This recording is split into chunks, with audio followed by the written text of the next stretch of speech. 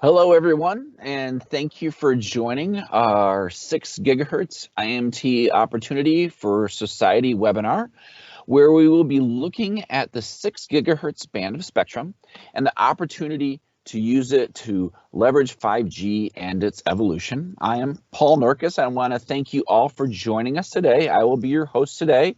I'm a marketing manager with Nokia, and we've got an amazing group of industry and vendors across the world who are here basically to tell the story around the 6 gigahertz opportunity. Note that this is the second in a series of webinars being brought by both industry leaders and regulators in the mobile 5G spectrum space, where we'll be focusing a bit on the Latin America region. We have additional webinars coming up, which we'll showcase at the end, as well as a previous webinar, which we'll link to as well at the end of the webinar. Before we start, I'd like to basically provide a little bit of housekeeping here. And basically, we want you to, if you have any technical issues, or if you have a question that you would like to submit, please use the same question and answer icon, which you can see here on this screen. So this way you would be able to submit anything we have for the questions at the end. If you cannot find the Q&A window after selecting the icon, please maximize it in your browser, in your window, and you should be able to find it. All right.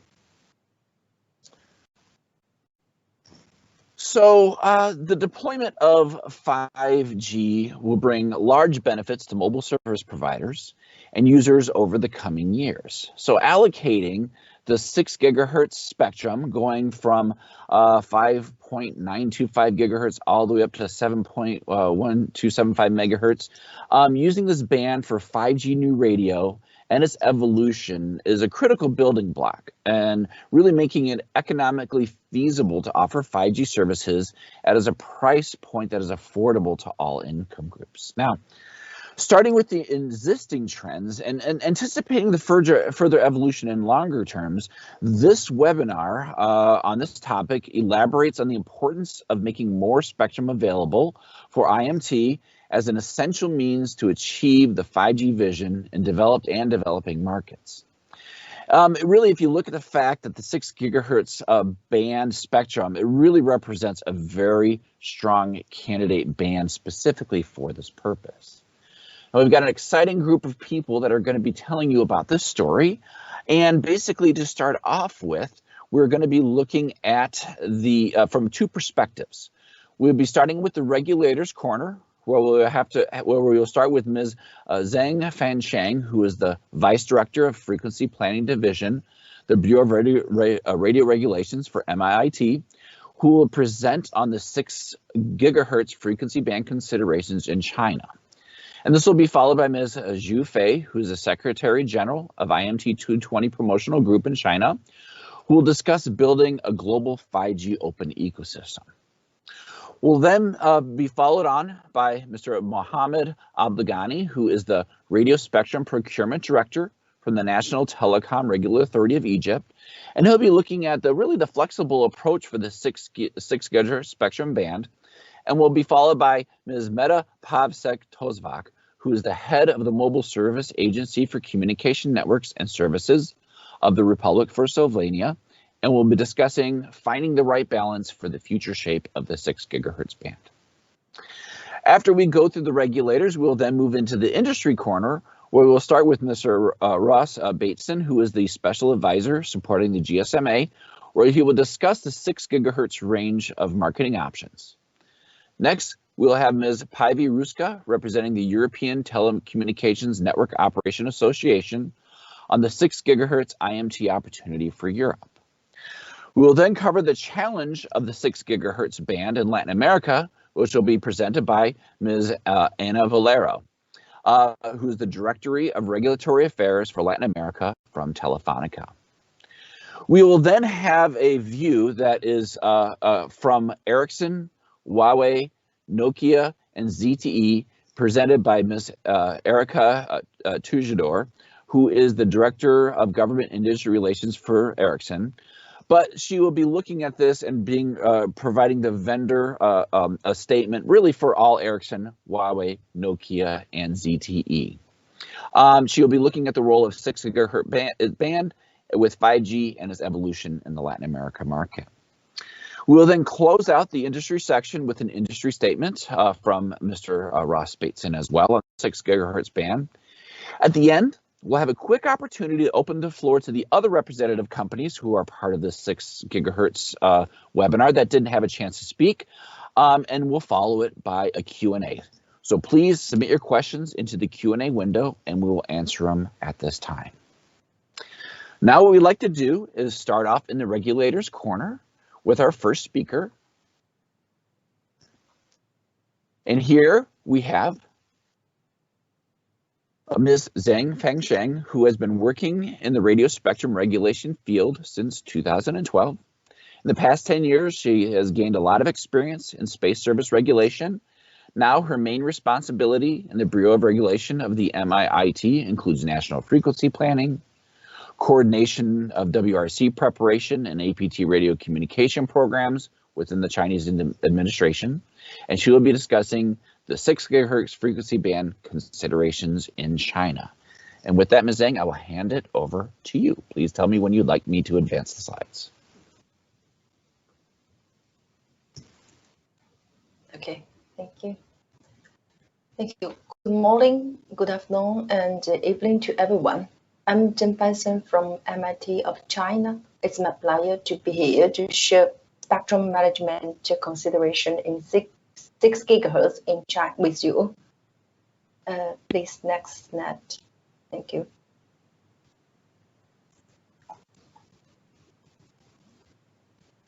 Okay.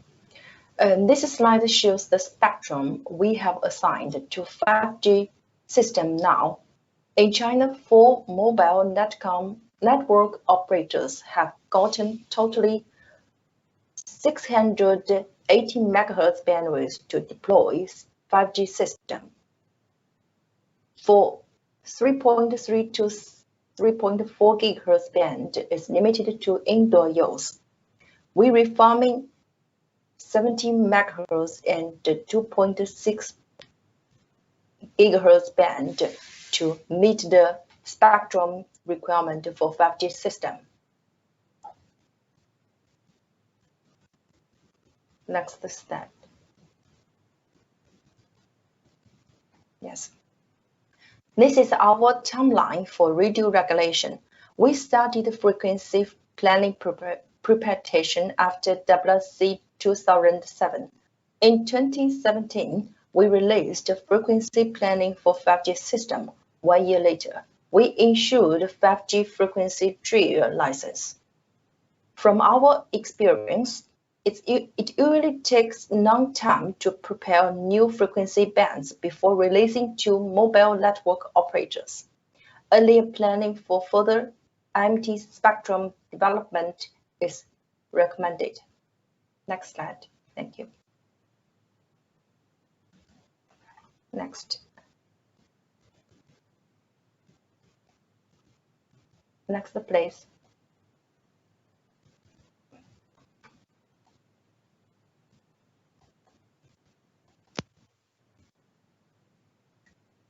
Next slide, please.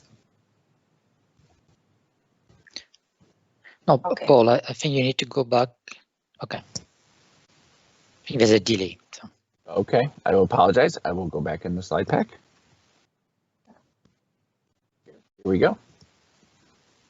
Okay. So this slide shows the processing in 2020. As we know that a station in in above mentioned bandwidth would be affected by 5G. In order to resolve this interference, we established the procedure of frequency correlation and protection standards. Now, nearly 95% of affected Earth stations has completed the technical update or migrated to upper bands. By the end of November this year, we have 0.7 million 5G base stations deployed in our cities. More than 250 types of 5G terminals get certifications and 180 million terminals accessed into 5G base stations. People can enjoy telemedicine, remote education, 8K visual TV, intelligent transportation, online office, etc. by 5G system. Among kinds of successful applications, we found more and more convergence of ICT and 5G telecommunication technologies for industrial internet scenarios. Please next slide.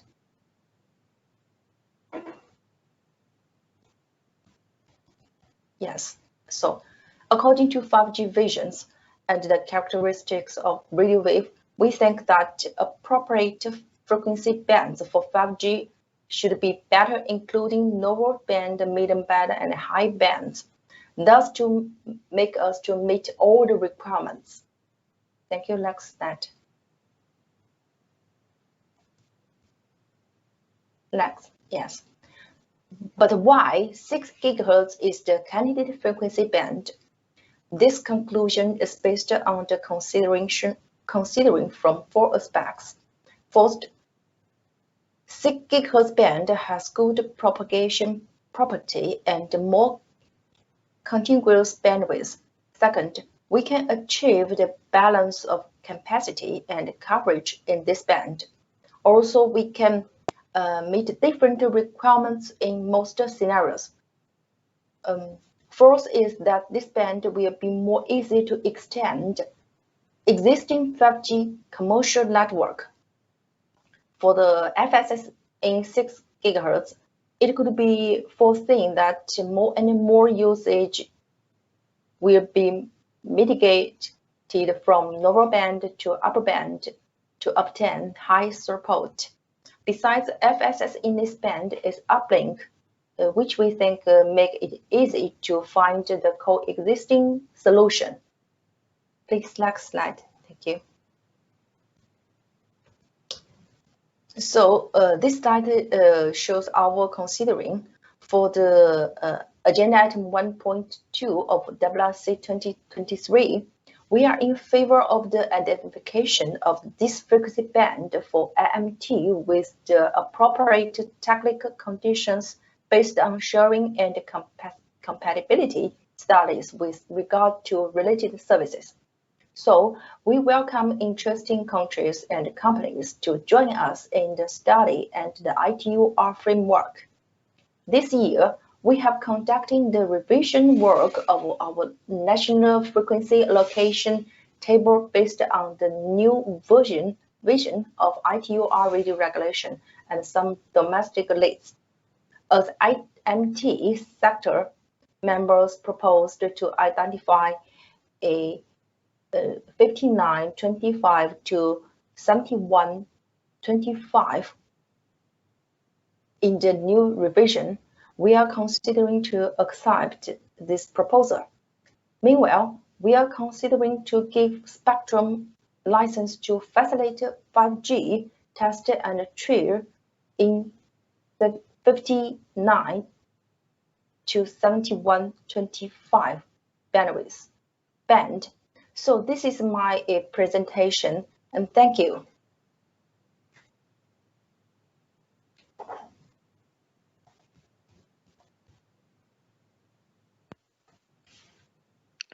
Hey, Paul, you're on mute.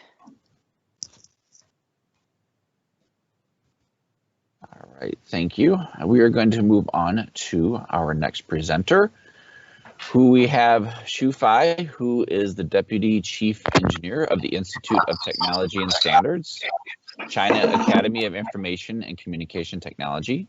She's a chairperson of Working Group 9 of the Wireless Communication Technology Committee of China Communication Standard Association and the Secretary General of IMT 220 Promotional Group.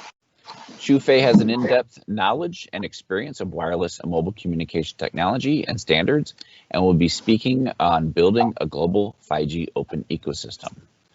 All right, Ms. Xu Fei, it's could unmute, that'd be great. Okay, hello everyone. I'm Xu Fei from CAICT, China Academy of Information and Communication Technology. I'm very glad to be invited to this meeting. Today, my speech title is Build a Global 5G Open Ecosystem. Please next. Okay. In June of 2019, China has issued 5G license to 4 operators, as I know: China Mobile, China Telecom, China Unicom, and the new operator, China Broadcast Network. Till now, China has already assigned the sub-6 GHz bands for 5G, as Mr. Zheng has just showed to us.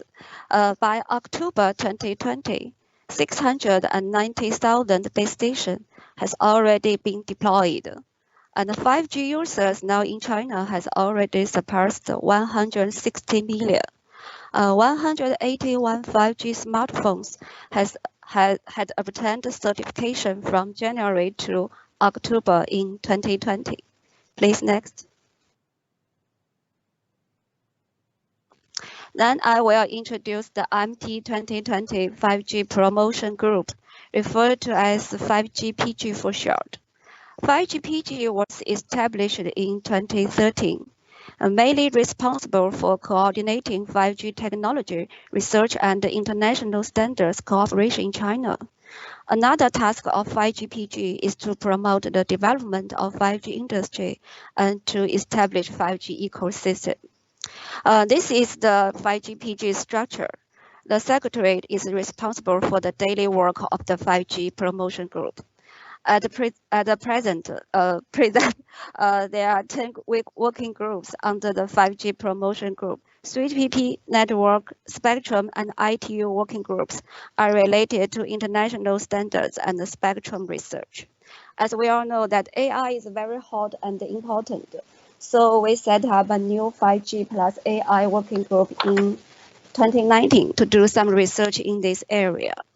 For the development of 5G industry, we have set up the 5G trial, 5G barrier, and the security groups. The CV2X and application groups are aimed to explore the development of 5G and the vertical industry convergence applications, and to facilitate the scale up of industry internet, V2X, and other key industry.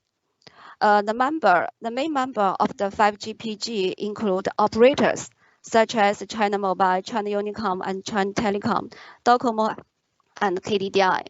The major system vendors such as Huawei, ZTE, CICT, Ericsson, NSN, and Samsung, and chip and terminal manufacturers such as Qualcomm, MTK, and research institutions and universities. Please next. Thank you. Since 2016, we carry out 5G technology research and development trial, including key technology, scheme test, and system test. The 5G trial is to mainly promote 5G key technology R&D, verify 5G scheme, supporting international standard, and accelerate the development of the 5G industry. In each step, we specify the 4 set of test specifications to guide industry R&D and to coordinate key technologies and uniform parameters. In order to support the 5G trial, we built a 5G indoor and outdoor integrated test environment. The 5G trial focused on the key functions, radio frequency and performance interfaces, IoT, and field trial for Node B and chips of 3.5 GHz and 2.6 GHz. In 2019, we carried out the minimum wave trial using 26 GHz band. With the popularization of 5G applications, especially the video services, will drive a significant mobile traffic increase. It is considered that the 6 GHz spectrum costs lower in. Oh, sorry, please next. Sorry, next. Okay. It is considered that the 6 GHz spectrum costs lower in continuous network deployment. So the 6 GHz is valued by the industry. Our group, 5G promotion group, plans to launch the research and the test of 6 GHz band in 2021. We are going to initiate the 6 GHz prototype test and the field trial on high power micro base station, including the coverage test, the capacity test, and the coexistence interference test. So we hope that the industry will work together to promote the development of the 6 GHz industry. That's all. Thank you very much. Fantastic. Thank you. Appreciate that. We're going to move on to our next speaker. Let's move forward here. We have Mr. Mohammed Abdelghani, who holds the position of Radio Spectrum Procurement Director at the National Telecom Regulator Authority of Egypt. He is also Vice Chairman of Study Group 5 at the Radio Communications Sector of the International Telecommunications Union. Mr. Abdelghani has more than 15 years of experience in the field of spectrum management, both in the national and international levels, and is considered one of Egypt's experts in spectrum planning and engineering, radio regulations, and wireless radio communication technologies. Today, he will be speaking on moving toward a flexible approach for the 6 GHz band. Mohammed, the floor is yours. Yeah. Thank you for the introduction, and it is my pleasure to speak here today for this 5G 6 GHz webinar. I'm talking to you today about the need for a flexible approach when we are dealing with the 5G and 6 GHz. Next, please. Yes. When we're talking about the drivers for the 6 GHz mid-band spectrum, we need to speak about the 6 GHz is envisioned to be important by a multitude of countries globally. And these countries develop their vision for 5G 2025 and beyond. This vision for the mid-band spectrum is especially valuable for 5G use cases as it offers a higher capacity than low bands and a greater coverage than a millimetric wave bands. As you know, 5G 2025 vision, if it is developed, it would be led by the national targets to provide connectivity and promote 5G applications and use cases.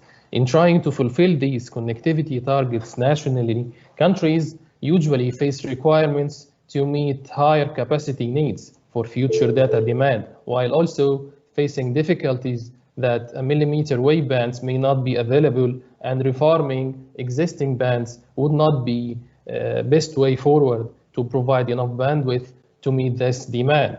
That's where the 6 GHz could be a good solution. Talking about the connectivity targets, these targets can include, for example, broadband use cases in citywide applications such as 4K, 8K videos for a multimedia communications, and applications that need a high capacity while providing very low latency mobile networks for enterprises, campuses, and transport hubs, mall, and everything like that. Also that smart cities where innovative applications come to place with such targets such as 5G based cellular V2X, vehicular to everything, augmented reality applications, public infrastructure monitoring, smart street lights, for example, smart waste management, air quality monitoring system, and etc. In addition, the 6 GHz band can play an important role to enable several useful applications for public safety and utility applications. And you know that 3GPP standards have now new features for these communities and applications, including mission critical PTT and mission critical video applications to device, where the good capacity network can emerge. Also, one important pillar for the 5G in this area would be the Industry 4 applications. It is an emerging and it is driven by the need for innovative applications such as the artificial intelligence, analytics, virtual reality, 5G-based machine control, and vehicle-to-network applications and services, and robotic connectivity. All these applications are expected to produce efficiency and productivity for several sectors. Not to neglect, of course, the new emerging area where fixed wireless access is proposing a new targets, and 5G networks will utilize this for fixed wireless access for adequate amount of spectrum that can help evolving markets and increase possibility for providing high-speed internet services to homes and businesses. Next, please. Yes. Here we're speaking about the 6 gigahertz utilization area, where we have a representation of the radio regulations allocation table for the 6 gigahertz band in all 3 regions ahead of us here. In all 3 regions, the frequency band 5925 to 7125 megahertz has a primary allocation to mobile service and fixed satellite services. All have the same primary status. This allocation represents the need for a coexistence to be considered when dealing with these bands. When you're talking about the fixed satellite service, for example, in the 6 gigahertz satellite community is usually utilizing across different segments in the C-band. The uplink segment and corresponding downlink in the 6 gigahertz band are shown in pairs as appears in the slide ahead of you. There is an ongoing adoption for parts of the 3 to 4 gigahertz for IMT in various countries, which means that the corresponding paired bands in the 6 gigahertz may not be available for FSS and should also be available for IMT consequently. The practical fact means that there is a good room for IMT to particularly utilize parts of that 6 gigahertz band depending on the national utilization plans. Therefore, IMT and FSS uplink need to operate where IMT and FSS uplinks would need to operate. The studies should be carried out to determine the condition for which the 2 services can coexist. Talking about the fixed service in the 6 gigahertz as the other service in primary in this band, it is already utilized by fixed link in different parts of it. Amount of actual utilization could vary and may vary from country to country. Usually the 6 gigahertz is licensed to mobile operators utilizing long hop links in less dense areas. These licensed links are fixed by nature and their locations are well known. Therefore, interference with IMT can be managed on a case-by-case basis by proper network planning, where this band is allowed to be used. If it is to be used by licensed mobile operators for IMT, mobile operators can manage both access and backhaul, where this is itself opens the door for fixed mobile convergence concepts. Next slide, please. Here we're talking about the future of the band through ITUR, where we have a WRC 23 and agenda item 1.2 that calls to consider an identification for the several frequency bands, including the 6 gigahertz. For the 6 gigahertz, the call for studying the 72025 to 7125 globally, plus 6425 to 7025 for region 1. This WRC 15, we have to remember that WRC 15 have already studied the 5925 to 6425 megahertz range coexistence, and that was represented as a results for the reports S.2367 and F.2326. These two reports highlight the sharing and compatibility between the IMT and fixed and satellite services in these 2 reports. New studies would need effectively to be carried out during the upcoming WRC period to re-evaluate the IMT FSS coexistence in the 6 gigahertz band to take into account the advances of the 5G, including lower power spectral density and mitigation effects of active antenna system beamforming, and also to take account for and utilize the new, more accurate recommendations on clutter losses, building entry losses, and propagation characteristics. Next slide, please. Swiftly speaking about the global policy direction, we all know that we have, regarding these bands, we have 3 directions up to we speak now. We have unlicensed use for the entire band, and we have licensed use for the entire band, and we have also a kind of a mixed approach. Regarding the unlicensed use, we need to highlight that countries need to assess their actual spectrum needs to verify the congestion in already granted bands for license exempt, to decide to best decide on the best way forward. Countries need to look for how to utilize the gigahertz, 5 gigahertz for Wi-Fi, plus also having consideration for the 66 to 71 gigahertz as an unlicensed band as well. Next, please.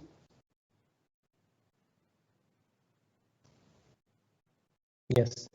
My final slide here about the conclusion that we need to make and to have consideration for that. The 6 gigahertz band is envisioned as a good IMT complement for C-band in many countries. This is a fact. National spectrum availability for license exempt in mid bands like 2.4 and 5 gigahertz plus the high band 60 gigahertz need to be assessed, and the actual need to be focused on. Regulators have to decide among license exempt and license use based on national connectivity target that they have. It is therefore important that the international regime for 6 GHz provide the enough flexibility, meaning tuning range. Also, industry in these times of studying for the agenda item 1 and 2 need to contribute effectively in the work of this agenda item to facilitate FSS IMT sharing with adequate protection for FSS in order to provide flexibility on the international level, and hence providing a harmonization approach for all countries that wish to use this band. Thank you. All right. Thank you, Mohammed. Appreciate that. We're going to be moving on to our next presenter. And we have Meta Pavsek Toskov, who is the head of Mobile Service Agency for Communication Networks and Services of the Republic of Slovenia. She was a deputy head of delegation at the World Radio Communication Conference in 2015 and 2019, and she has chaired the HCM Technology Working Group since 2010. She will be discussing the Slovene vision on finding the right balance for the future shape of the 6 gigahertz band. All right, Meta, it's hopefully unmute and carry forward. Thank you very much, Paul, for the introduction. Hello, everyone. Today I will present Slovene vision on finding the right balance for the future shape of the 6 gigahertz band. Slovenia has a WRC 19 supported under agenda item 10 to study and possibly identify the frequency band 6425 to 7125 for IMT. Next slide, please. So which bands could be option across the CPT? Could such band as 6 gigahertz be an option? Slovenia thinks that yes. In Slovenia, we have for the mid bands, we have already in use the 2.6 gigahertz band, in which one of the mobile operators, the incumbent, has already introduced the 5G. We have 4 mobile operators. They have all 3 of them have excellent LTE coverage, 98% of population and around 90% of territory. And by adding some new bands, which is planned in the multi-band auction, which is in process now and will be probably held in the beginning of 2021, we will assign the 2.3 and 3.6 gigahertz bands as well. In our country, it's not possible to use the 4.4 to 5 gigahertz band because they are not available. And the current COVID crisis showed a great importance of IMT spectrum. Mobile operators reported average traffic growth of around 40%, and in some peak hours up to 200%. There was a prolongation of voice calls from a few minutes to up to an hour, and peak hour was broadened from 2 to 6 to 8 hours, and this trend is still ongoing. Next slide, please.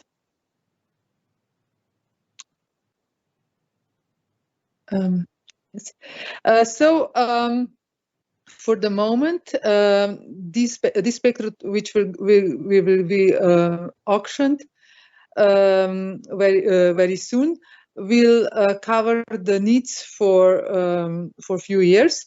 So we hope that each operator will get at least 100 megahertz of contiguous spectrum, probably in the band 3.4 to 3.8 gigahertz. But then in the next 5 to 7 years, we expect the growing demand, and we would need to adapt more spectrum. So this slide shows the view on coexistence with other services. We believe that with fixed service, the coordination will be easily achieved. For fixed satellite service, as my colleague before explained, there would be a need for new studies as 5G has different technological features such as active antenna systems with beam, and this would reduce the average power density.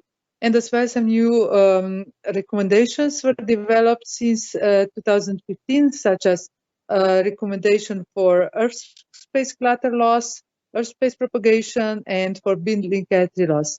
And the status of work going on in ITU and 3GPP is that they're working on parameters and models for IMT and incumbent services. Next slide, please. So Slovenian vision for the 6 GHz band in Europe. CPT has just recently adopted the ECC decision 2001 for the lower 6 GHz band, which kind of made possible introduction of Wi-Fi in the lower 6 GHz band. The compatibility is described and will be achieved through ECC reports listed on the left. But for the upper 6 GHz band, we believe that it's similar situation as for the C band 3.4, 3.7, which is really GPP band 78. Therefore, we believe it's beneficial to use a licensed approach and IMT usage. And here we see the candidate band for this lack of spectrum that we will in the period of 5 to 7 years. Their coordination is easier because we have known locations. For long hops, long links will be easy to achieve. And in Slovenia, we have mostly such usage. Other link usage is very rare. And as well, we have much less earth station in this upper band than in the lower band. Next slide, please. So to conclude, there is a need for more spectrum in mid-bands, enabling affinage bandwidth for higher throughputs and other use cases for mobile operators. The band will be used in the next 5 to 7 years. The lower 6 GHz band is already in process of harmonization, or in the CPT is already harmonized. For Erlang, we propose for upper 6 GHz band a license approach, as we feel that the frequency band would be used similar as in the band 3.4, 3.8. We believe that the band 3.4, 3.8 and the upper 6 GHz band are complements. The license approach in upper 6 GHz band will better protect incumbent services. Therefore, the use of IMT is a preferred solution. Thank you very much. Excellent. Thank you, Ameta. Oops, sorry, getting a little ahead here. All right, so now we're going to be moving on to the industry corner, and we are going to be starting with Mr. Ross Bateson, who is a longtime special advisor to the GSMA on government affairs across a number of issues affecting mobile broadband growth. Ross brings over 20 years experience in the communications sector, combining early work as a telecoms journalist and analyst with 15 years experience in government engagements. He will bring his view on the 6 gigahertz range market options. Ross, unmute and start off here. Thank you, Paul, and hello to everybody. Thank you for having me here today. Today, from the GSMA, we want to explain the great prospect that the 6 gigahertz range offers to drive mobile connectivity forward in all your countries, to boost coverage and capacity, and importantly, to reduce costs. Getting 6 gigahertz right will have a major impact on 5G's future. Next slide, please. The GSMA is first and foremost an association of mobile operators, and as such, we are acutely aware of the role affordability plays in driving up the use of broadband. Back when I started working at the GSMA, we were doing campaigns for a $30 3G handset. We've run various affordability campaigns ever since during my time with the GSMA. We've recently begun a new campaign to address those in the world who are unconnected. The campaign highlights how, of the 4 billion unconnected people in the world, the vast majority are within mobile coverage. There are several reasons for this, but cost is a big one. Next slide. Citywide mid-band spectrum is being discussed at WRC 23, and this presents an opportunity to expand digital inclusion. We've discussed with you, all of you, the benefits that 5G can bring in terms of education, employment, health, and other issues. With these benefits comes a risk that people without access to these services become increasingly marginalized. This means that all of us have a responsibility to ensure that 5G is for all. The decisions made on mid-band spectrum are a big part of this. The 5G launch band is the 3.5 gigahertz range in most countries. This will see the first instances of 5G and serve the new wave of smartphones that are coming onto the market.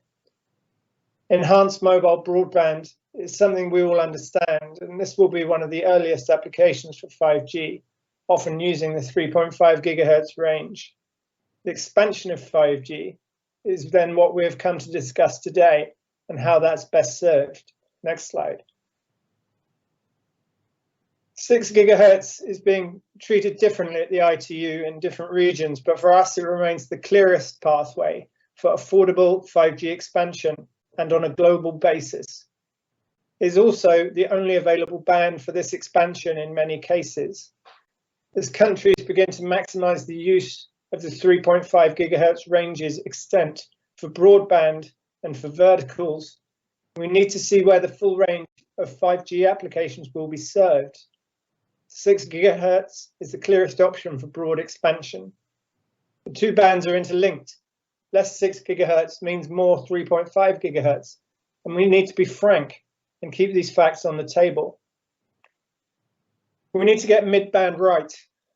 Harmonizing mid-bands to give sufficient channel sizes can have a huge impact on broadband cost, and at the same time, we can drive forward new 5G services with better access to spectrum. Next slide. There are decisions being made all over the world on this issue, and they need to focus on market metrics.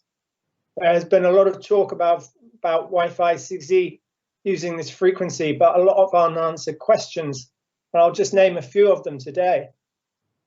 Firstly, we need to talk about how creating a band for unlicensed is not a reversible decision, at least not easily. Once the equipment is out there, it's there to remain. So we have to ask how much unlicensed spectrum is needed. Why is it needed? Where is it needed? We know how disruptive historical assignments can be, whether MMDS or WiMAX. Are you sure that there is a demand for Wi-Fi 6E in the band? Or are we going to look at a long tail cleanup operation in 5 to 10 years down the road? Another WiMAX. Another question, what will be powering Wi-Fi? What is the state of your core network, and who will be paying for the fiber? Who is making that investment in fiber to bring all these unlicensed systems into use? In a 5G environment, how does reaching homes with fiber relate in terms of affordability? Will wireless FWA solutions provide a better price point? And if so, what spectrum will they use? Finally, how is backhaul protected? our operators have fixed links in this band all over the world, and yet we have no studies that showing that Wi-Fi and backhaul make a good mix. Outside of fiber networks, we will need to connect homes via 5G FWA before they can even use Wi-Fi 6E. And there are no studies that show that connecting these routers won't interfere with the very networks that are trying to connect them. Licensed 5G is the path to creating high reliability, industrial grade connectivity. You can't just license Wi-Fi in the band and expect us to shrug and hope that it will be okay. Reliability for the critical and industrial applications of 5G means licensed. Next slide, please.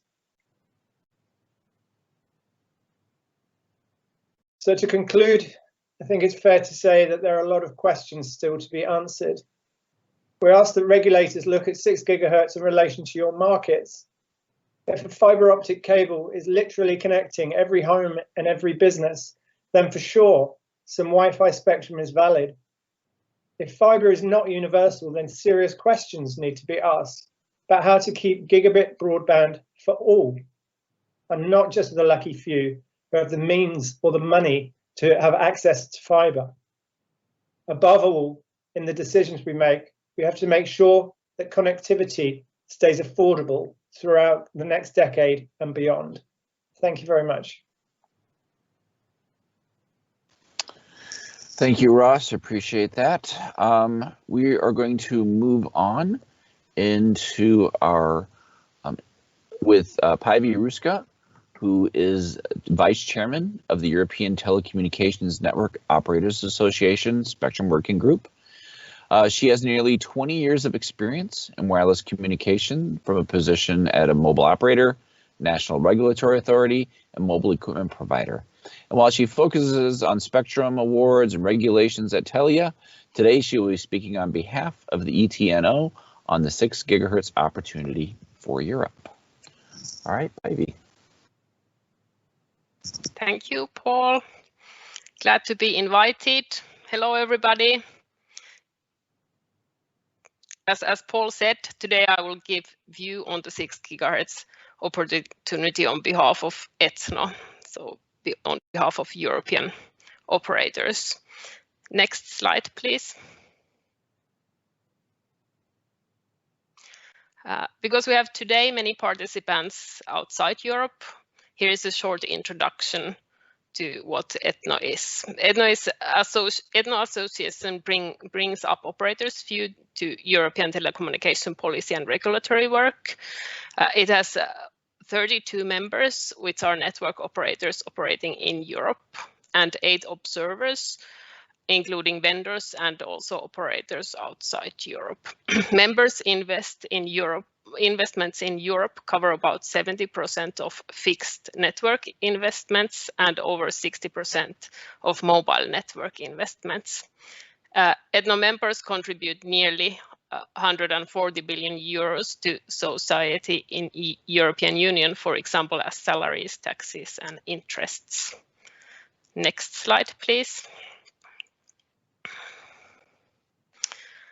Then to the 6 gigahertz. The current status in Europe is that the lower part of 6 gigahertz band is being harmonized for wireless access systems and radio LANs on unlicensed basis, as Meta already introduced.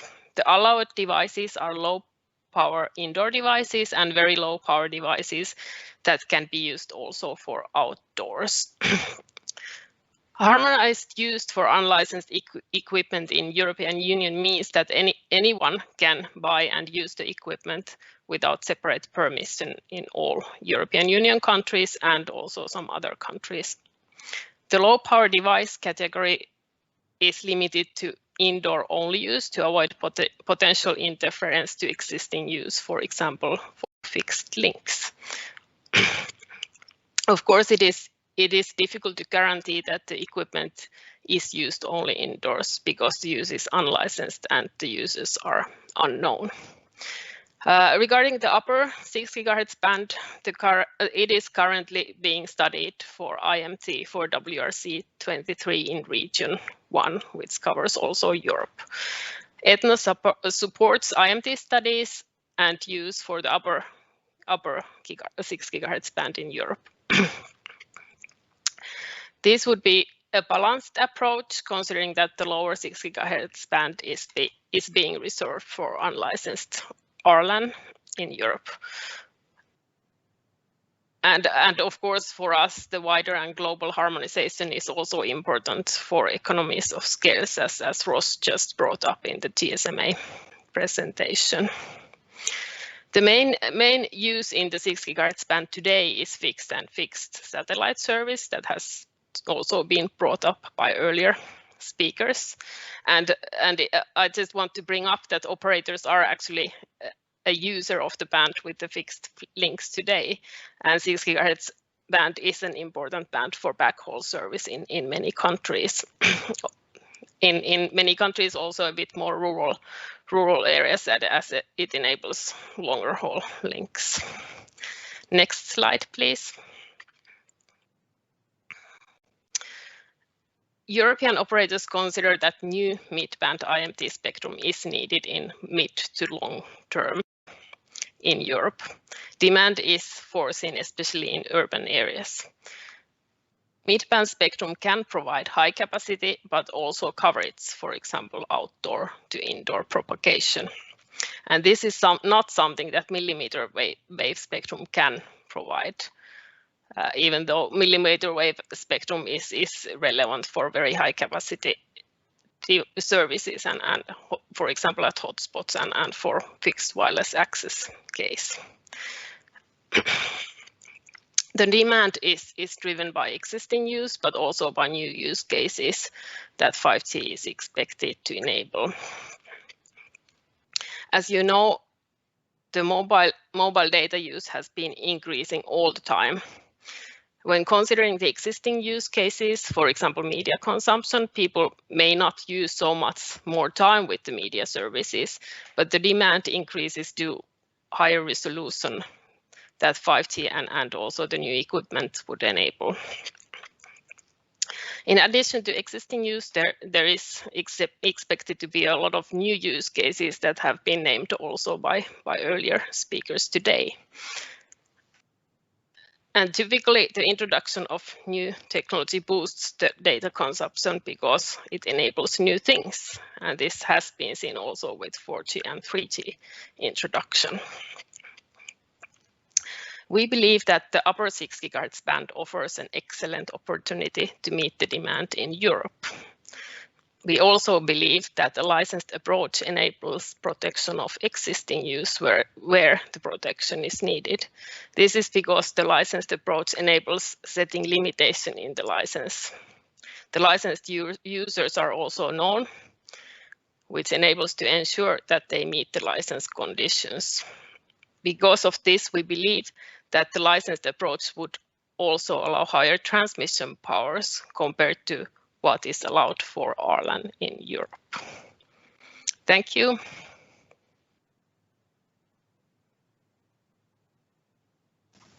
Thank you very much, Päivi. We are going to move on to our next speaker, where we have Anna Valero, who is a member of Telefónica's Global Regulation and Public Policy team, and as Director of Regulatory Affairs for Latin America and Telefónica.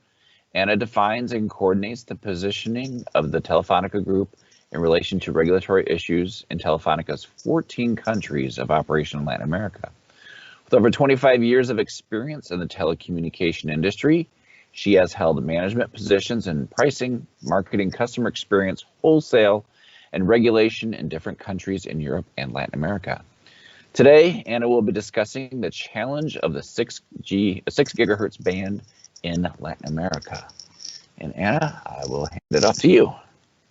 Okay, thank you, Paul, and thank you for the invitation to this event today for Telefónica. Please, next slide. First of all, I would like to make a short introduction about Telefónica. Telefónica is one of the leading telecommunications operators in Europe and Latin America.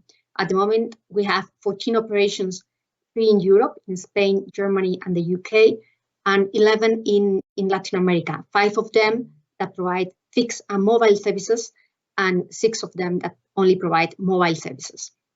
We operate one of the largest fiber optic networks in Europe and Latin America. And at the moment, we have around 340 million accesses, nearly 200 million of them in Latin America. Next slide, please. At the moment, the 6 GHz band is being discussed in many different countries in Latin America. At the moment, only Chile has recently assigned the whole band to non-licensed used. And at the moment, we have public consultations in many of the most important countries in the region: Colombia, Peru, Mexico, Brazil, and last week, just after I prepared this presentation, Argentina issued a consultation on the lower part of this band also. So at the moment, the discussions on the use of this band, on the allocation of this band, are just in the center of the agenda in Latin America. Next slide, please. And we think, and the position of Telefónica and of many of the operators in the region, is that this band will be key in the future development of 5G in the region, due to two reasons that have to do with how Latin America is at the moment. The first one has to do with the demographics. 81%, more than 81% of the people in the region live in urban areas. That implies that there is high concentration of people in cities, and there is a need of spectrum in the middle bands to face an increasing demand of mobile services in these urban areas where most population live. So having spectrum available in mid bands is key to face the increasing demand in this of connectivity in these areas. But in addition, the second aspect has to do with the broadband infrastructure in the region. As you can see in this chapter, the penetration of fixed broadband services in Latin America is very low. It's around 10.5% of the people in Latin America have fixed broadband at home. So for us, that implies two different aspects. The first one has to do that there is a huge opportunity of using 5G, some of the use cases of 5G services for increasing broadband penetration in the region through enhanced mobile broadband and fixed wireless access services. That will be a huge opportunity in the region. And on the other hand, it also gives us a clear idea of which are the needs for additional spectrum for Wi-Fi services. It's not only that we have very low penetration of fixed broadband services in Latin America, but also that the speed of these broadband services is quite low. So the problem with the quality of the Wi-Fi services doesn't have to do with needing additional spectrum for these services, but with the networks that are supporting the Wi-Fi services. The next slide, please. So due to these factors, we think that a full allocation of this band to unlicensed services, as Chile has done recently, wouldn't be very efficient for the regions.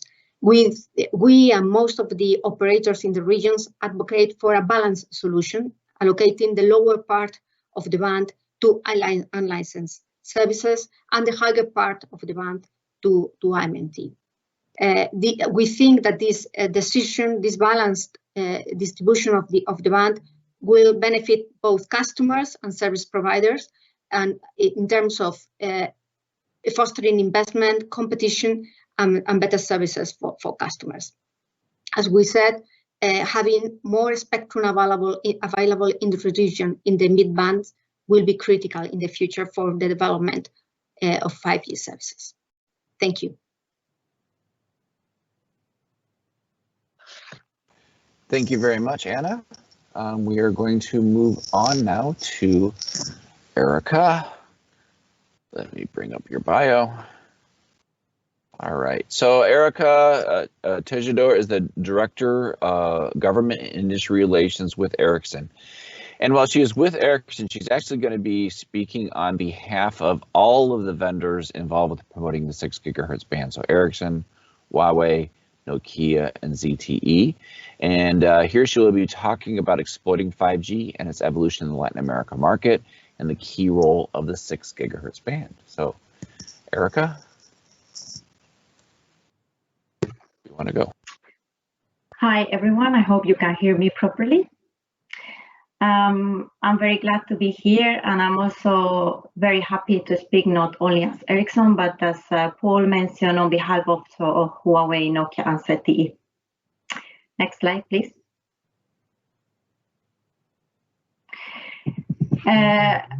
We want to start this presentation by talking a little bit about the ecosystem on the 6 gigahertz. And we see it from 3 different perspectives where work is ongoing. We see work ongoing in the ITU. We see work is ongoing also in 3GPP. And at the same time, the industry is also doing some work to create the ecosystem. So looking at the ITU, it has already been mentioned that there is work ongoing in relation to Agenda Item 1.2, considering identification of the 6 gigahertz. Right now, there is work in relation with the IMT parameters, well, not only IMT, but also the incumbent parameters. After this, in June 2021, there is a cutoff for the parameters for sharing studies. And then we will start conducting all the sharing and compatibility studies going towards creating CPM text and all the way to WRC that will happen in 2023. In parallel with this, 3GPP is also doing a lot of work in relation with 6 gigahertz. Right now, they are working on the IMT parameters with Working Party 5D. But not only that, there is also a work item that has been started in Run 4, and it's about the introduction of 6 gigahertz NR in license bands. So this is really a clear message from 3GPP on the interest from the industry to develop an ecosystem, 5G NR ecosystem for the 6 gigahertz. As it was already mentioned by AICT, there is also planned for IMT 2020 trials, and that will start in 2021. So this is definitely the correct path to have an ecosystem for the 6 gigahertz working towards the WRC. Next slide, please. When we look at the 6 gigahertz, and it has been mentioned earlier that the 6 gigahertz is part of the mid-band. Of course, we need the spectrum in the low, in the mid, and in the high bands, and we have to be careful that we don't mix them up because they are designed for different use cases. So when we look at the 6 gigahertz, we have done some analysis to compare it with the 3.5 gigahertz, just to understand, are these bands similar? Are they close enough to call both of the mid-band spectrum? As you can see in the graph on the right side, we have done some simulations looking at the measurements on the UE of CSI RSRP. And you can see the 2 graphs very, very close to each other, which means that both of them can have similar characteristics. Of course, the 6 gigahertz is higher than the 3.5 gigahertz, and that means that the propagation will be worse, but this can be compensated thanks to the 5G NR technology. And thus, we believe that 5G NR provides similar coverage both in the 6 gigahertz and in the 3.5 gigahertz. This is one of the reasons why we see that the 6 gigahertz will be a very good complement in the future to the 3.438 gigahertz, since this will not be sufficient in the long term. Next slide, please.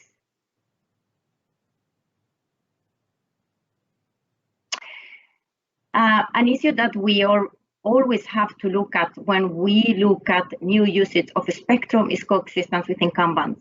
And several of the previous speakers already introduced which ones are the incumbents in the 6 gigahertz band. We have 2 incumbents, which are fixed service and fixed satellite service.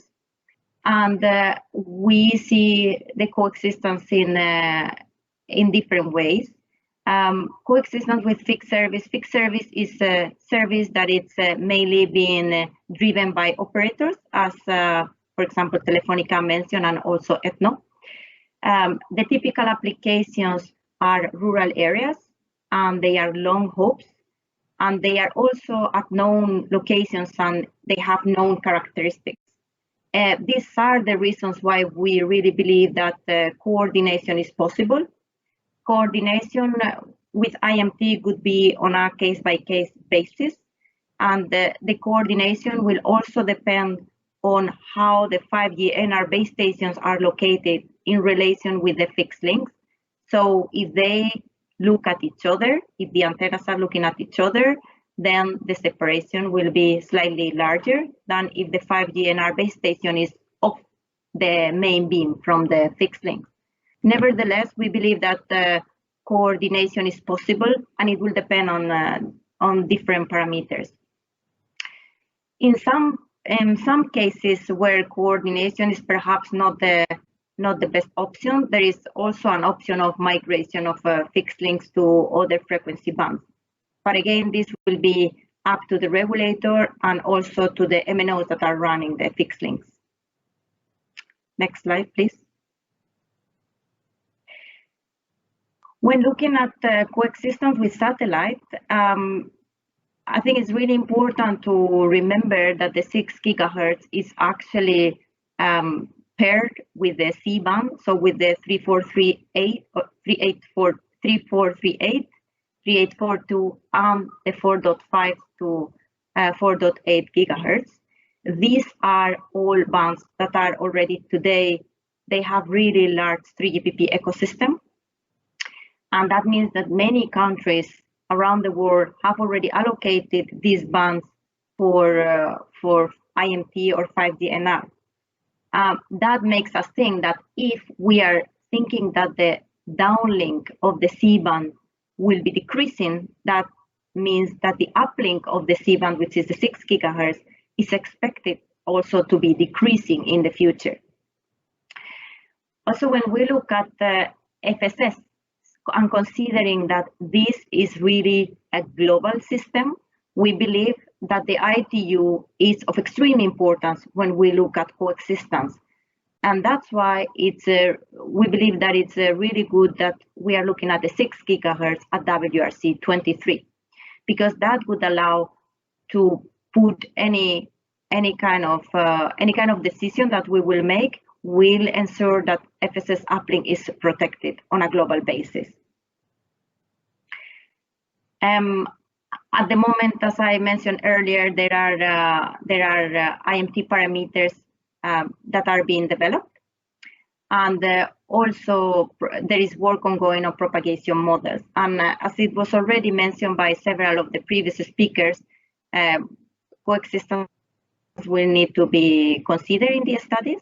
And we believe that thanks to the advanced characteristics of 5G NR, when we compare with IMT advanced, this will really facilitate coexistence with FSS uplink, and in particular the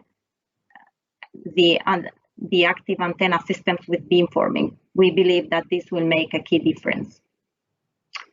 Next slide, please. Another issue that was brought up which is very important for the region, is this spectrum really needed for RLAN in Latin America? As Telefonica mentioned, the average penetration of fixed broadband in Latin America is quite low. It's actually 10.53%. That's extremely low. That tells us that the bottleneck is in the fixed broadband access. It's actually not in the RLAN spectrum availability. And in fact, if we look at the fixed broadband average speed in Latin America, that is 31.47 megabits per second, while the actual technologies, if we look, for example, at Wi-Fi 5, it's up to 6.9 gigabits per second. So we can see that the average speed is already much lower than what the standards allow today. So the question is, will additional spectrum for RLAN improve the speed at home. We believe that in Latin America, the usage of 6 gigahertz for license will be more beneficial for all end users, and it will be key for citywide high capacity as well as fixed wireless access. Next slide, please.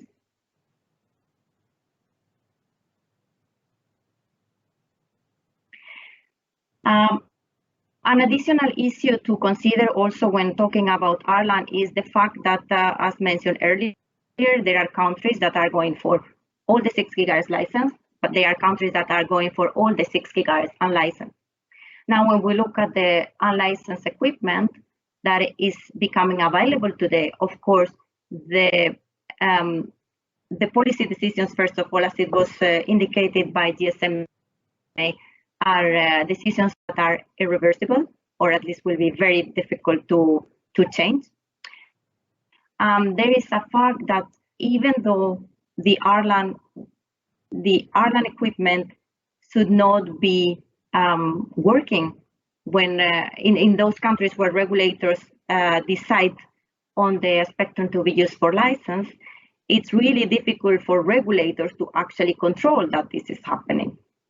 So the movement of unlicensed equipment is basically really difficult to control by regulators. Say this, countries that will decide for licensed spectrum should of course not suffer interference from unlicensed devices, which are developed for countries that will or have decided for unlicensed usage. So how do we solve this problem? We think that there is a solution that is required to control the equipment circulation across different countries, so that we ensure that the Ireland devices can work on the places that they have been designed for, but we need to make sure also that those countries decided on licensed equipment or licensed usage are also being protected. A recommendation from our side is also to consider carefully any decision that may be affected by later decisions at WRC 23. Next slide, please.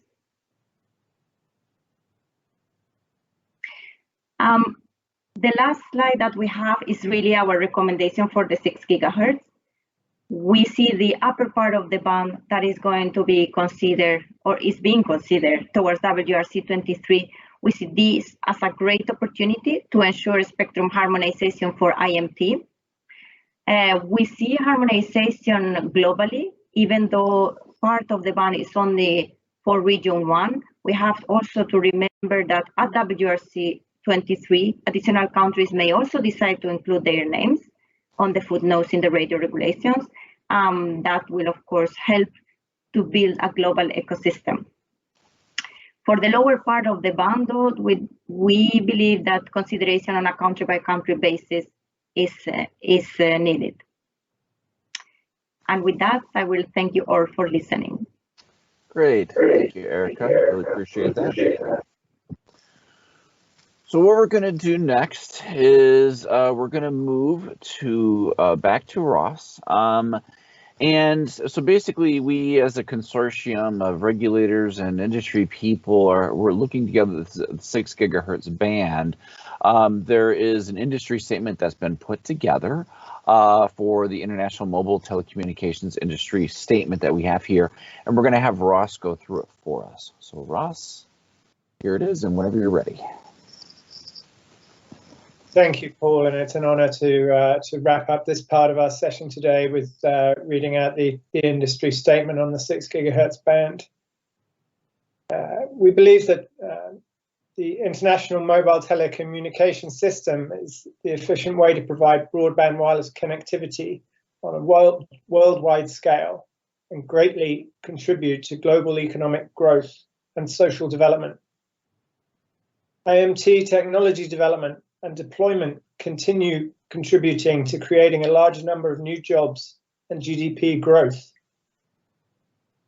5G is a pillar of digital transformation, enhancing mobile broadband and enabling new use cases. 5G connectivity is essential for the development of new information technologies such as IoT, cloud computing, big data, artificial intelligence, and many more. The user mobile data consumption rate is increasing and will keep growing rapidly, and not only by human users. More spectrum is needed for 5G to meet future network capacity and coverage demand for citywide use cases. In particular, the 6 GHz frequency band is a strong candidate to offer seamless, high-capacity, citywide coverage with unlicensed spectrum. The WRC-23 preparatory process has started in the ITUR in relation to the possible IMT identification of the 6 GHz band, and the standardization work in 3GPP is on its way. We therefore recommend policymakers and stakeholders should carefully assess the opportunity of IMT identification at WRC-23 within the 6 GHz band, which will be important to establish the large-scale ecosystem for this frequency. Thank you very much. Thank you, Ross. Okay, what we're going to do next is we're going to get into the Q&A, but before we get into the actual questions that have been submitted online, I'm going to go to them real quick. What I'd like to do is, we've had some great industry speakers, regulatory people speaking, but the consortium of people is actually much larger that we have on this call. So what I'd like to do is kind of open the floor to our other reps who are on this webinar, if anybody would like to add any additional comments or thoughts on the 6 GHz topic. And while that's going on, I am going to get the Q&A ready. All right, go ahead. Chair, may I provide a view from Finland? Yes, thank you. Go ahead. Just trying to get the camera working. Okay. So. All right, Tom. All right. My name is Tom Wikström, and I'm a senior advisor at the Finnish Transport and Communications Agency. I am also the national coordinator for the WRC 23 agenda item 1.2. And I would like to thank you, first of all, for this event and the speakers and presenters for the interesting slides. Of the frequency bands covered by agenda item 1.2, this 6425 to 7125 frequency band is the only one that really concerns us. And currently, the entire band is extensively used here in Finland by fixed links. However, we feel that sharing and compatibility studies under this agenda item are important, since the intention is to help administrations to plan for the future, which, as we know, is very difficult to predict. So even if IMT use within the band today may seem unlikely, considering the current use we have, we feel that it may be a potential option for the future, and that studies in ITUR could help us to better understand coexistence possibilities between fixed links and IMT 2020. Thank you, Chair.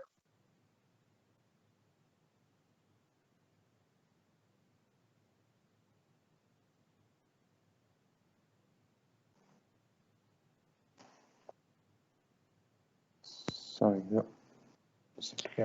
Hey, Paul, you're on mute.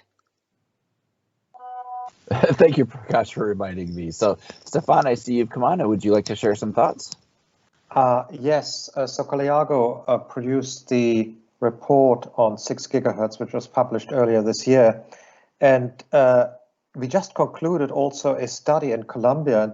For Colombia, the interesting situation there is that out of the 51 million of the Colombian population, 20 million live in areas with a population density larger than 13,900 people per square kilometer. So this is where you get an enormous traffic density, and this is where you really, really need that additional spectrum, or you would have an enormous number of small cells. And this really does illustrate the value of an IMT identification of the upper 700 megahertz of the band for Latin American countries, because there are many cities in Latin America with a population density of greater than 9,000, where the spectrum would be desperately needed. Great, Stefan. You bring up some fantastic points. I appreciate that. Any other comments from anybody, or shall we head into the Q&A? All right, let's go into the question and answer period then.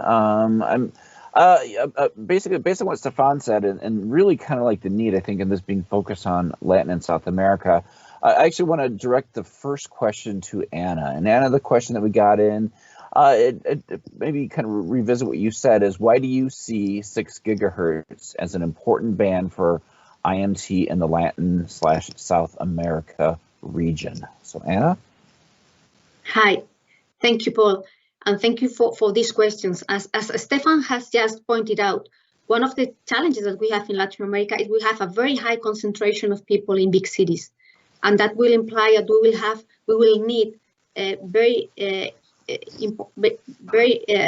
will need to have network with a lot of capacity to face the increased demand of traffic in these areas. We think that mid-bands will be key in an efficient network deployment, and as Ross mentioned before, to make services available and with low prices for customers. I think Latin America is more relevant even than in other regions like Europe. In addition, we also have this challenge that Erika also mentioned in relation to the capabilities of the fixed broadband services in Latin America. We have very few people with access to fixed broadband services, and also the average speed of these services is very low. So the challenge for improving Wi-Fi services doesn't have to do with having additional spectrum for these unlicensed services, but with improving the services, fixed and mobile, that you use to connect the Wi-Fi services. So I think that the importance of the 6 gigahertz spectrum band in Latin America is even higher than in other areas, in other regions. So at this moment, as I mentioned, in most countries, the regulators are reviewing this issue. It wasn't a key element in their agendas up to a couple of months ago. And I think it's very important to make them aware of the situation that we face in Latin America and the impact that in the midterm may have to make a decision on this band that doesn't balance the pros and cons of assigning to unlicensed services. As I mentioned, we think that this balanced approach between unlicensed services and IMT will be a reasonable balance, and we expect that most of the regulators will back this position. As I mentioned, Telefónica, we are fixed and mobile operator, and we think that the challenge at this moment is to make sure that we assign the spectrum to the services that will provide better services and more welfare to the societies in Latin America. Thank you. Great, thank you. And I guess following on that, we had a similar question basically in Europe. And Päivi, I'm going to address this question to you since a part of the ETNO and speaking for them today. So when do you expect the need for 6 gigahertz to materialize in Europe, and what are the main drivers? Thank you, Paul. This is a good question. Maybe not so easy to answer as the demands vary by countries as well as by operators. When considering the mobile demand, it depends very much on the population density, as has been brought up by Colleago, and also there is big variation in average mobile data per user in different countries and also for different operators. And this depends on the availability of fixed networks in different areas, and as well as pricing of the different network services. And of course, there is variation in the current spectrum holdings in European countries. I have to note that all European countries have not awarded the spectrum even in 3.6 gigahertz band, which is the key initial band for 5G in Europe. Also, some countries have set aside part of that band for non-operator use, and this may make the operator demand for new mid-band spectrum more urgent in some countries. And of course, as Finland, or Tom from Finland brought up, then there is different demands for the existing services in different countries. Like in Finland, there is a lot of fixed links currently. In my presentation, I indicated kind of ethno demand from mid to long term, which I would say is within 5 to 10 years. And when considering what is needed from the regulatory standardization and licensing processes, 5 years is actually quite short time to make new spectrum available for the actual deployment. I don't know if that was that's great. Sufficient. Yeah, that's fantastic. Thank you. Thank you. You brought up an excellent point, bringing about fixed service and fixed satellite service, and we had a couple of questions coming in specific about fixed satellite service. So, Meta, I'm going to address this to you because I believe you touched on this on your presentation. So I'll start with you, and I'd like other ones to chime in as well. But could you elaborate on the sharing opportunities with incumbent services like fixed service and fixed satellite service in the band? Yes, Slovenia has in this upper 6 gigahertz band long-haul fixed services for backhauling, typically connecting broadcasting transmitters located on high mountains. Such point-to-point links in populated area are very rare, usually just connection from such transmitter to the studio, or rarely it happens some connection, short range connections. So for this high fixed service put on the mountain on high tower, we see absolutely no problem to coordinate, as we believe that IMT will be mostly used in urban areas, in cities, or if it's used in rural, it will be in populated areas and definitely not on the top of the hills. So with this, we see no problem. But for these few links, we can kind of inform operators, and they should avoid operating in the vicinity of these links. And for fixed satellite service, we don't have so many. As I think Erika explained, this is the same band as it's kind of co-located with the C-band, the primary 5G band. But for these few earth stations, we can have exclusion zone. In Slovenia, we have case of one earth station in remote area where there is actually no population, and it is not many base stations around, so this would not be an issue. But there are some small earth stations on rooftops in adjacent band, and for this, I think it could be easily avoided by defining small exclusion zone. And as well, we are in situation that for geostationary satellites, we have larger elevation angles, so we believe it will not be an issue. Thank you. Okay. I guess open it up. I think this is a big consideration around the world. Does anybody like to add anything around fixed service or fixed satellite and its association with the 6 gigahertz band?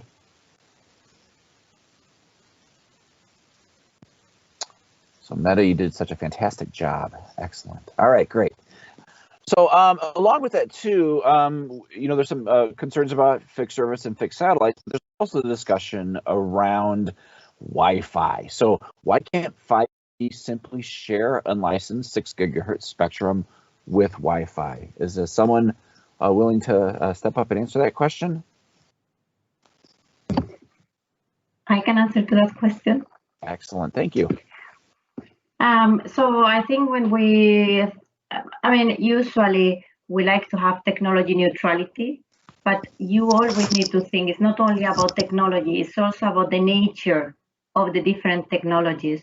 So if we look at IMT or 5GNR, how we have designed the technology is really assuming that the channel will be also accessible for the operator.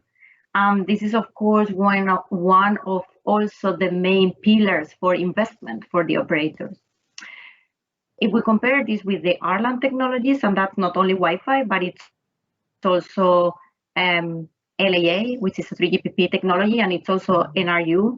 These technologies are actually designed on a best effort basis, which means that they are designed in a way in which we don't assume that the channel will be available. We will always check, is the channel available or not? And if the channel is available, then we can use it. But again, this is best effort. While for 5GNR, it's really a technology to guarantee quality of service. And if you want to guarantee quality of service, that means that you need to have the channel available all the time. So that's really the reason why these two different RLAN versus IMT cannot really use the same channels. Okay. Fantastic. All right. I guess Eric, I'm going to follow up with you on this one right here. Is we're focusing on 6 gigahertz. There's other mid bands that are going to become available in the next decade or so, around 3,800 to 4,200 or 44 to 5. I'm sorry, 38. Yeah, 100, 4,200, 4,400 to 5,000 megahertz in that space. So why the focus on 6 gigahertz and not these other spectrum bands? It all depends on the timeline that we are looking at. So if you look at today what is being made available across the world is the C-band, the 3.4 to 3.8 gigahertz. In some other parts of the band where this is difficult to get access to, there are other alternatives. For example, the 4.5 to 5 gigahertz. But when we look at the 6 gigahertz, is really a mid-band that we look for the future towards 2025 and beyond. So that's why the WRC agenda item for 2023 is a really good timing for this band. Of course, there are other candidate bands like 3.8 for 2 gigahertz, but we have to consider that there are not so many more additional mid-band spectrum, and that's why the 6 gigahertz really becomes critical. It's very difficult to find mid-band spectrum that has the same characteristics as 3.5 gigahertz. And also that it's available in the sense of that you have really large chunks of spectrum, which is contiguous, which is what MNOs at the end need. Paul, this is Dao Tian from ZTE. Can I also chip in here a little bit? Absolutely. I'd love to have you chip in. That'd be fantastic. Thank you. And let me just switch on my camera so that everyone knows who I am, what I look like. Hi. This is Dao Tian from ZTE, and I'm located in China. And there's a humidifier next to me. So, right. So, in China, I believe China is one of the few countries that has the C-band in place for mobile for IMT technology. We have the 3.4 to 3.6 that's assigned for China Unicom and China Telecom, and we also have the 3.3 to 3.4 for indoor use for the China Telecom and China Unicom as well. And meanwhile, we do see there's a great need for future usage of IMT technology, not only in the mobile world, but also in other use cases and scenarios as defined in 3GPP and some other industry alliances as well, that there's a huge need for more frequency bands to be allocated for IMT use as well. And so that would be my 2 cents for this topic, this question. Thank you, Paul. Excellent, thank you. All right, so okay, next one, Mohammed, you're the vice chair of, I think, study group 5. So I think this question will work really good for you. Is what do you see as the main challenges for 6 gigahertz for the WRC conference in 2023? How are you going to address them? Yeah, thanks, Paul, for that. Yes, this is indeed a good question. Frankly speaking, from my point of view, that one of the major challenges for the agenda item 1 to 2 regarding the 6 gigahertz band, that the band itself is segmented somehow between region 1 and the rest of the world. The rest of the world is only considering 100 megahertz, but region 1 is considering 600, and this is kind of segmentation that may, and I believe it will somehow pose some difficulties when trying to make some decisions or collaborations about the way forward to have a consultation on the way forward for this band. You know that Working Party 5D is the working party responsible for conducting the sharing and studies and CPM texts for this agenda item. Still, Working Party 5D is in the early stages of having this kind of preparation. Is still in part of progressing the working plans and having some sort of a skeleton for the CPM text. While this is in early stages, we see some interest that gives a clear sign that there should be a good way forward for all interested parties from different parts of the world to have their views reflected in a way. But the segmentations may be some kind of a brick wall that not all of us or all of the interested parties could present their views or their interest freely. This is one of the issues that already have been agreed back at WRC 19, if you remember. But the other interesting issue that I also believe that it could be a way positive or negative, that the band itself is not handled separately in an agenda item. You have other bands for agenda item 1 to 2, like the 3 gigahertz and the 10 gigahertz as well. This itself poses some pressure on the time schedule and a way we prepare for all these different bands when we are addressing compatibility and sharing studies. This is a big challenge for Working Party 5D and all the interested parties in this Working Party, how to work together to have a comprehensive and a good sharing and compatibility studies that would leverage the need for this band for IMT, considering the segmentation and fragmentation of the agenda item among other bands as well. This is my point of view in this area, and I believe, I hope that it would help you and everyone in this session to understand that the situation we have regarding this agenda item. Thank you, Paul. Okay, fantastic. Okay, we have 2 more questions here I want to get to. So the first one, I'm sorry, did anybody want to add anything to that? I apologize. Yes, I would like to add something. Erica. I think Mohammed brought a really good point to the discussion in relation to that WRC, the agenda item 1.2 for 6 gigahertz.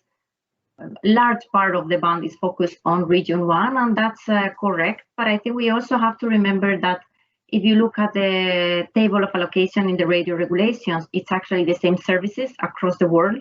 So region 1, region 2, and region 3, they all have mobile, fixed service, and fixed service satellite uplink.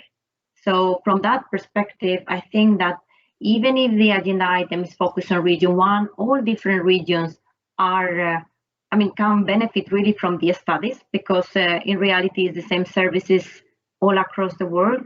And I think it's also important that even if it's for region 1, that of course, all different countries are always invited to take part of WRC.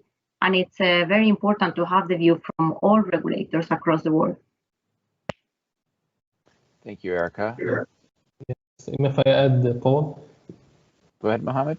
Yes, that is very good idea. I think this is a very good addition from Erica, that this indeed the band is allocated to mobile service, and there is a way somehow for all interested parties to get utilizing this band, upon even if the identification itself is limited to certain portion of it for certain areas.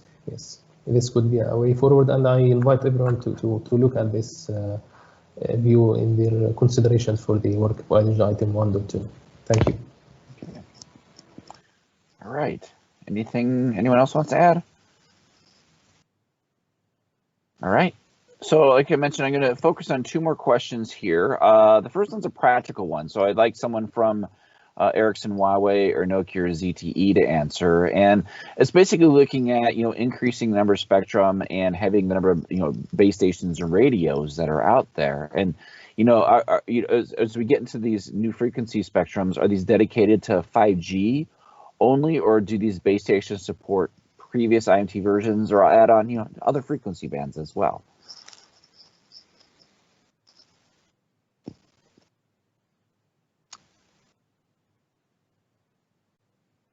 One of the vendors, or does someone want to step up and answer that? Hello, Paul. Yes. Hi, it's Alessandro from Huawei. Can you... Oh, great. Thank you. Okay. So, yes, thank you for asking this question. Alessandro from Huawei. I'm based in Italy.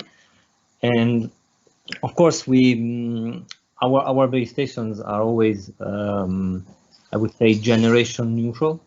So we have, in Huawei, we call it single round type of approach. So this is something that enables, in general, smoothest migration from one generation to another one.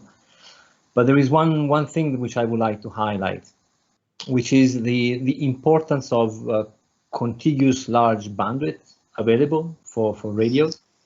So especially when we go into massive MIMO base stations, and so more complex technology, I think that it's really, really important for the TCO, total cost of ownership, to allow operators to implement new bands with sufficiently wide number of megahertz, because this is going to allow the same base station to address a larger number of users. So we heard from, for example, Coleago was mentioning, Stefan from Coleago was mentioning that there is a lot of population, for example, in Latin America, which is living in areas with something like 13,000 people per square kilometer or more. Then, well, in those cases, it is much more effective to be able to deploy one single radio, for example, in the 6 GHz band, which is able to cover large bandwidth, because this is really going to improve the business case for the investment, and it's going to incentivize the investment. Great. Thank you, Alessandro. Does anybody else want to add anything? Yeah, Paul Prakash here. Let me just put my camera on. Can you see me? Perfect. Yes, Prakash, we're good. Great. Yeah, just speaking on behalf of Nokia. So yeah, obviously, the base stations, just like the devices, can support multiple bands. One thing to point out though is that each band has their unique regulatory requirements. So that needs to be taken into account as you build these different, with different base station with different bands. So, regulation for 6 gig will be different from 3.5 or other bands. So all of this need to be considered as we put together this base station. So it's not as if you can just reuse whatever you've done for 3.5 or other base station, other bands, and just reuse exactly the same, specs for 6 gig. We have different incumbents, like we've heard today, that we need to consider also. So a lot of work needs to happen to have a regulatory framework in place, and then after that, the 3GPP can then define a band based on those regulatory requirements as we've heard today. Okay, thanks. All right. So I got one more question here. It's kind of a big question. Ross, I'm going to direct it towards you because I think it's kind of a good kind of bringing it all together kind of question that you'd be able to respond to. And it's, how significant is 6 gigahertz for 5G and its future evolution? And what are your members saying that you interact with through the GSMA?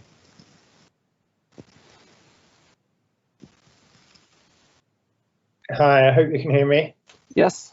Yeah, so what are our members saying?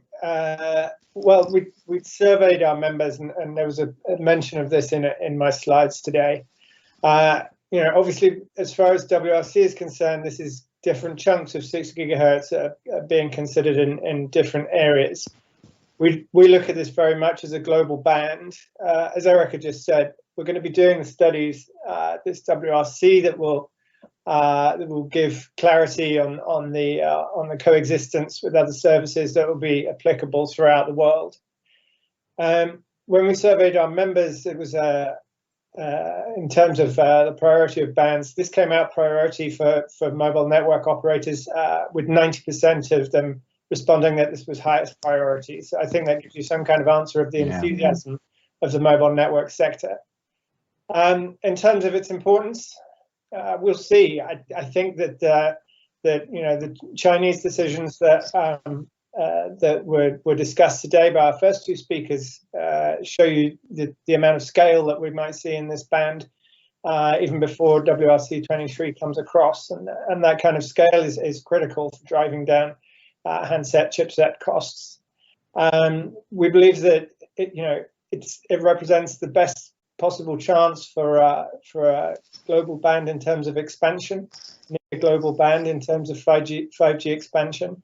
And it allows us to create these wide channels that I didn't go into today, because I think we've told most people about the relationship between channel size and affordability, but I know some people touched on as well, and Alessandro was just mentioning this again.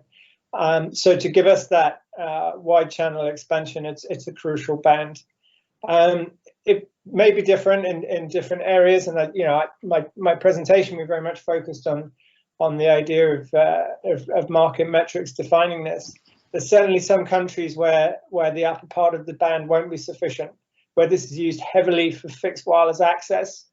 We expect more than the top part of the band above 6425 to be necessary, especially in areas with dense urban areas, with countries that have big megacities, but that's a lot of the world. So we see it as crucial, and we see it as a very strong option with a strong ecosystem in a lot of the world. In other parts of the world that maybe find the idea of expanding 3.5 gigahertz harder, we find it as the only option. So I would say it's between important and indispensable. Thank you. Great, thank you, Ross. All right, so that will conclude our Q&A section. Just a couple things as we close out this webinar.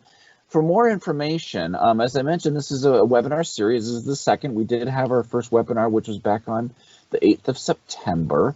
And there's also the resolution 245 from the Radio Consortium in 2019 that we have on the link here that has some information on the identification of the frequency bands. This webinar itself can be replayed basically through the same registration process we went through here.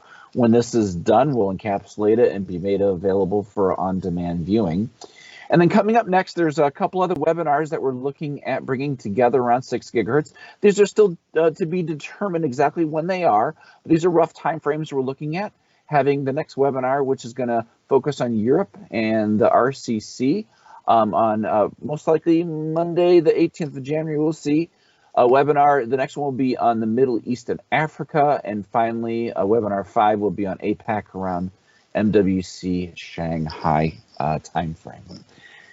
And with that, we want to thank everyone for joining. I like basically this view of kind of like showing really who everyone is here. So for myself, for all the regulators, for the industry leaders that presented on this call, as well as the subset of supporters who came in and stepped up that you can see on the slide that are promoting the use of the 6 gigahertz band. I want to thank everyone for attending this webinar and have a great day. Thank you very much.